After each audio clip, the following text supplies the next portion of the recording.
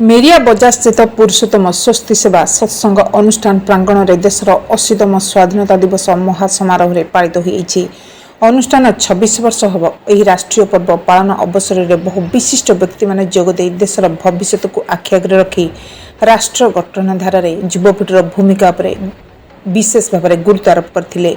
सद्भावना, शांति, मैत्री, प्रदूषण मुक्त राष्ट्र गठन में विशेष भूमिका नेबा सह निजर चरित्र गठन सहित युवपीढ़ी किभली अग्रणी भूमिका नहीं पारे से विशेषकर मुख्य अतिथि भाव में जोगदे प्रोफेसर डाक्टर अक्षय मिश्र, एडवोकेट सुरेश चंद्र पंडा, डॉक्टर प्रसन्न नायक, प्रवीण बराड़, प्रवीर महांती, देवव्रत राय, चिन्मयी पट्टनायक, कैलाश पात्र, बैद्यनाथ बेहेरा प्रमुख निज निजर सुचिंतित मूल्यवान वक्तव्य रखिले।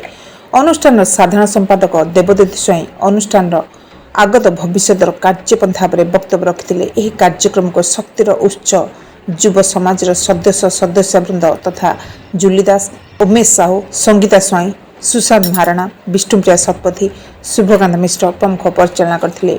कटकरू देवदत्त स्वाई, ओडिशा मोबाइल टीवी।